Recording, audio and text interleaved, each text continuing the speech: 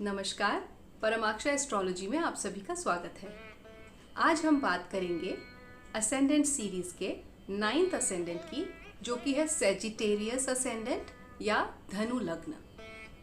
तो लग्न, जैसे कि मैंने आपको पहले भी बताया है, हमारे हॉरोस्कोप का मोस्ट इम्पॉर्टेंट हाउस होता है।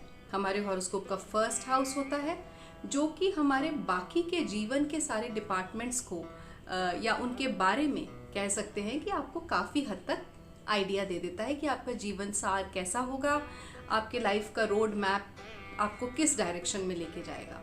आपके जीवन के सभी एस्पेक्ट्स, जैसे कि आपके सिबलिंग्स कैसे होंगे, आपकी अपनी खुद की पर्सनालिटी कैसी होगी, आपके स्पाउस आपको कैसे मिलेंगे, आपका प्रोफेशन क्या होगा, और ये जो भी आप कैरेक्टरिस्टिक्स या ट्रेट्स सेजिटेरियस असेंडेंट के बारे में सुनेंगे आज, वो आपके मून साइन यानी कि आपकी चंद्र राशि और आपके लग्न यानी कि आपके असेंडेंट पे एप्लीकेबल होंगे। और ये एज पर वैदिक एस्ट्रोलॉजी मैं आपको बताने जा रही हूँ। तो चलिए फिर बात करते हैं सेजिटेरियस असेंडेंट या धनु लग्न के बारे में।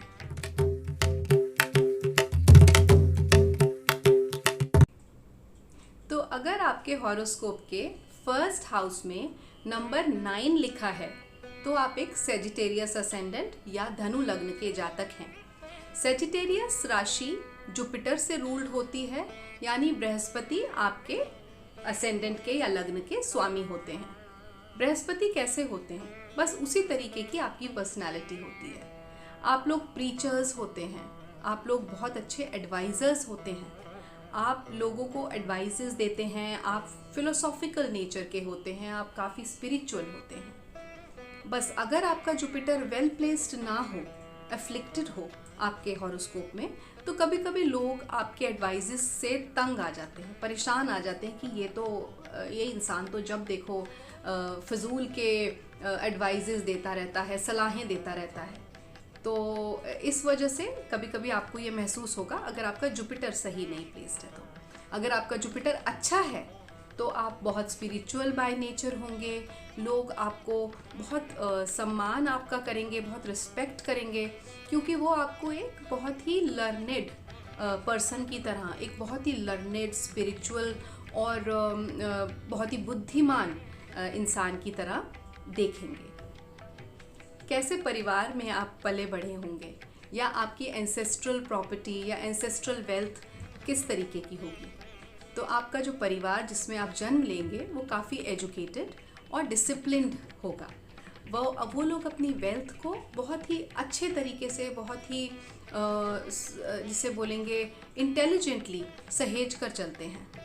तो आप भी उनको कहीं ना कहीं वैसे फॉलो करते हैं और आप भी एंसेस्ट्रल वेल्थ को बहुत ध्यान से खर्च करते हैं। तो इस वजह से कहीं ना कहीं आपको कुछ लोग कंजूस भी बुलाते हैं, माइजर भी समझते हैं, जबकि ऐसा है नहीं। और दूसरी चीज़, आपके जो परिवार के लोग होंगे, आपके फोर फादर्स, आपके फादर, ग्रैंडफादर, वो ज़्यादातर आप देखेंगे कि टेक्निकल फील्ड में होंगे या टीचर्स होंगे, या फिर वो किसी प्रॉपर्टी लाइन में होंगे। तो आप लीगल लाइन में भी हो सकते हैं, जैसे कि लॉयर्स हो गए, जजेस हो गए, क्योंकि बहुत डिसिप्लिन्ड परिवार है ये, क्योंकि ये शनि से रूल होता है। और शनि आपको पता ही है सैटर्न कैसा होता है। सैटर्न बहुत डिसिप्लिन्ड होता है, बहुत हार्ड वर्किंग होता है और काफ़ी समझदार होता है, बड़ों में माना जाता है। जैसे किसी ग्रैंडफादर को, किसी आप बुज़ुर्ग को देखते हैं कि उनको बहुत एक्सपीरियंस होता है। तो इसी वजह से आपका परिवार काफ़ी एजुकेटेड है, डिसिप्लिन्ड है, और वो सब आप उनसे इनहेरिट करते हैं। आपका सोशल सर्कल या आपके फ्रेंड्स या आपके सिबलिंग्स, इन सब के साथ आपका रिश्ता काफ़ी म्यूचुअल लेवल पे होता है। आप इन लोगों के साथ अगर आपका मेंटल वेवलेंथ मैच करता है तो आप लोगों की बहुत अच्छी बनती है। आप काफ़ी सब्सटैंशियल टॉपिक्स पे, भारी भरकम टॉपिक्स के ऊपर अच्छे बड़े लंबे डिस्कशंस करते हैं। और कहीं अगर ऐसा नहीं होता तो फिर आप अपने आप को थोड़ा सा डिटैच कर लेते हैं, या कह सकते हैं कि प्रैक्टिकली आप इन रिश्तों को हैंडल करते हैं। तो चलिए अब बात करते हैं आपके 4th हाउस की, विच डिपिक्ट्स योर मदर, और आपके परिवार का एनवायरनमेंट। आप कैसे घर में रहते हैं।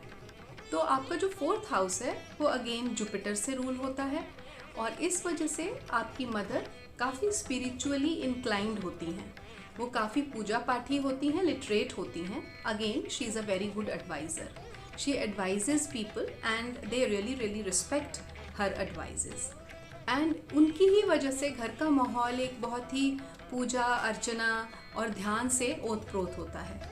आप भी उस माहौल को बहुत पसंद करते हैं और फॉलो करते हैं।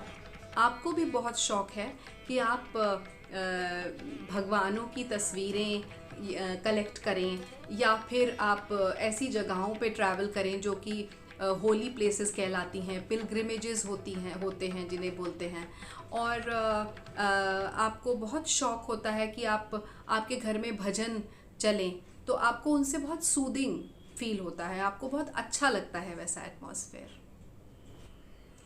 आपके पास बहुत ही अमेजिंग मेंटल स्ट्रेंथ होती है, जिसे विल पावर भी कहा जा सकता है, और आपकी मेंटल स्ट्रेंथ और आपके बच्चे हम आपके फिफ्थ हाउस से देखेंगे। तो फिफ्थ हाउस को रूल करता है मंगल। मंगल मतलब a very focused and driven planet. तो आप भी कहीं ना कहीं किसी टेक्निकल फील्ड में होते हैं, या अपने बच्चों को भी आप टेक्निकल फील्ड में जाने के लिए प्रोत्साहित करते हैं, उसमें आप उनको बहुत ज़्यादा फोकस्ड होने के लिए इंस्पायर करते हैं, इनकरेज करते हैं, और फिज़िकली फिट, आप फिज़िकल फिटनेस पे उनकी बहुत ध्यान देते हैं, उन्हें बहुत इंस्पायर करते हैं कि आप फिज़िकल स्ट्रेंथ और फिज़िकल फिटनेस को अपनी डे टू डे लाइफ में ऐड करें। तो आपके बच्चे भी बहुत ज़्यादा एक्टिव होते हैं और फोकस्ड होते हैं, और आप भी खुद भी उनको एक्सरसाइजेस करके और फिटनेस में किस तरीके से अपने आप को फिट रखा जाता है, ये आप उनको सिखाते समझाते हैं।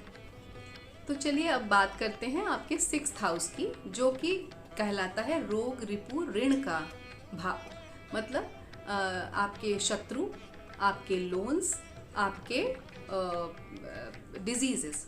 तो उसमें अगर हम देखते हैं तो आप लोग थोड़ा सा डायबिटिक प्रोन हैं, आप लोगों को डायबिटीज़ से थोड़ा केयरफुल रहना चाहिए। बात करें आपके शत्रुओं की, तो you actually don't have many enemies, because this house is again ruled by Venus. तो उस वजह से आपके बहुत दुश्मन नहीं होते, लेकिन people are very jealous of you. वो आपसे बहुत ईर्ष्या करते हैं, क्योंकि कहीं ना कहीं वो आपको बहुत ज़्यादा लर्नेड और नॉलेजेबल पाते हैं, और वो आपके मेंटल लेवल तक पहुंच नहीं पाते, तो इस वजह से वो जेलसी फैक्टर आ जाता है वहाँ पर। तो चलिए अब बात करते हैं आपके हॉरोस्कोप के सबसे इंटरेस्टिंग हाउस की, that is your seventh house. वो है स्पाउस का भाव, और वो रूल होता है मरकरी से, और बुध आपको पता ही है बहुत ही यूथफुल प्लैनेट है। तो आपके स्पाउस जो आपको मिलेंगे, चाहे वो आपकी वाइफ हो चाहे आपके हस्बैंड हो, वो काफ़ी चंचल होंगे बाय नेचर और बहुत टॉकेटिव होंगे। कहाँ आप जुपिटर से रूल्ड बिल्कुल ही सीरियस टाइप्स, और कहाँ आपके स्पाउस जो काफ़ी टॉकेटिव हैं, सोशल हैं, और सबसे मिंगल होना चाहते हैं। तो इस वजह से कहीं ना कहीं मेंटल कंपैटिबिलिटी इश्यूज आ सकते हैं, बट अगर आप उनको समझेंगे एस्ट्रोलॉजी की हेल्प से, तो आपके रिलेशनशिप एक दूसरे के साथ ठीक ठाक चलेंगे। Then we come to your eighth house, जो आपके इन लॉज को डिपिक्ट करता है। अच्छा, इस घर के स्वामी हैं चंद्रमा। अब जैसे चंद्रमा बढ़ता घटता रहता है, वैक्सिंग वेनिंग मून, उसी प्रकार आपके emotions towards your in laws fluctuate करते हैं, और इस वजह से आप कहीं ना कहीं मेंटल लेवल पे उनके साथ कनेक्ट नहीं बना पाते हैं, और इफ़ आप उनसे कहीं ना कहीं इमोशनल लेवल पे हर्ट भी होते हैं, तो आपको उस चीज़ का ध्यान रखना होगा। अब अगर हम बात करें आपके नाइन्थ हाउस की, तो आपका नाइन्थ हाउस सन से रूल्ड है, और आपको पता है सूर्य सौर मंडल में सबसे सर्वोच्च ग्रह है। इसी प्रकार आपके फादर घर में एक हायरार्की सेट करते हैं, जिसको कि सबको फॉलो करना होता है। आप भी कहीं ना कहीं अपने फादर से इन्फ्लुएंस्ड हैं, और आप भी उस हायरार्की को फॉलो करते हैं। आप मानते हैं कि बड़ों की जगह बड़ों की ही होती है, उनको एक अलग ही कैटेगरी में, एक अलग ही सम्मान के साथ देखना चाहिए, तो आप उस चीज़ को मानते हैं। फिर हम बात करते हैं आपके रिलीजियस बिलीव्स की। रिलीजियस बिलीव्स में आप चाहे पूजा पाठी हो बहुत ज़्यादा चाहे ना हो, लेकिन आप एक सुपर पावर में ज़रूर मानते हैं। आप ज़रूर ये मानते हैं कि एक सुपर पावर है जिसके हाथ में सबके जीवन की डोर है और आप उसमें ब्लाइंडली आप फेथ रखते हैं। अब बात करते हैं आपके प्रोफेशन की। आपका प्रोफेशन का हाउस या करियर का हाउस जो कि 10th हाउस है आपके हॉरोस्कोप में, वो अगेन मरकरी से या बुध से रूल होता है। और इस वजह से, क्योंकि मरकरी काफ़ी कैलकुलेटिव प्लैनेट है, तो आप अकाउंटेंसी में या फाइनेंस लाइन में बहुत अच्छा कर सकते हैं। आप लोग बहुत अच्छे चार्टर्ड अकाउंटेंट्स बन सकते हैं। Of course, other planetary combinations and placements play a vital role in deciding upon that profession of yours. और हाँ, आप एक बहुत अच्छे ओरेटर भी हो सकते हैं, आप अच्छे प्रोफेसर हो सकते हैं, आप लोग लॉ या किसी लीगल फील्ड में भी जा सकते हैं। All these professions will be very very suitable for you.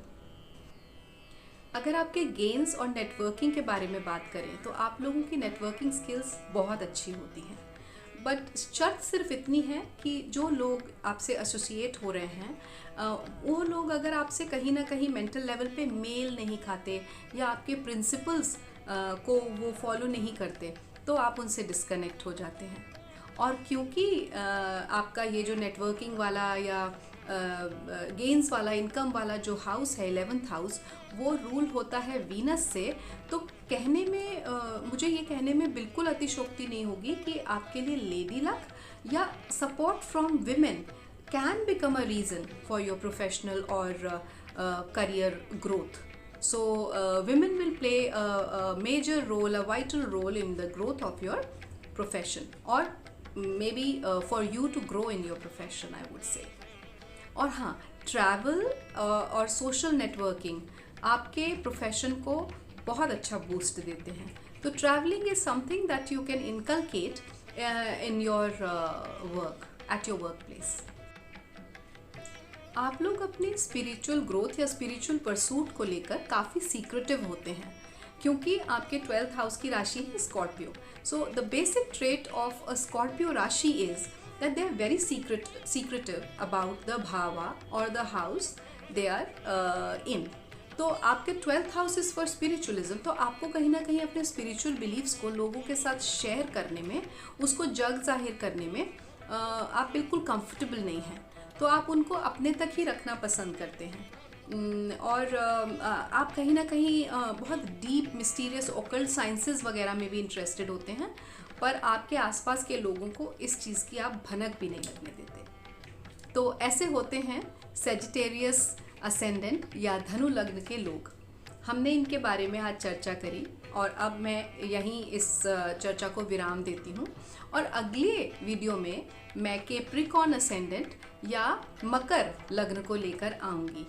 और अगर आपको मेरा ये करंट वीडियो काफ़ी अच्छा लगा हो, यूज़फुल लगा हो, इन्फॉर्मेटिव लगा हो, तो प्लीज़ मेरे इस वीडियो को लाइक करें, शेयर करें और सब्सक्राइब करें।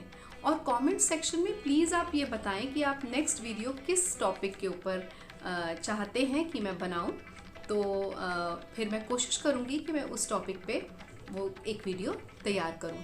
और हाँ, अगर किसी को मुझसे 1-on-1 कंसल्टेशन लेना हो तो there is a WhatsApp number given in the description box. You can connect on that and someone will definitely get back to you. Namaskar.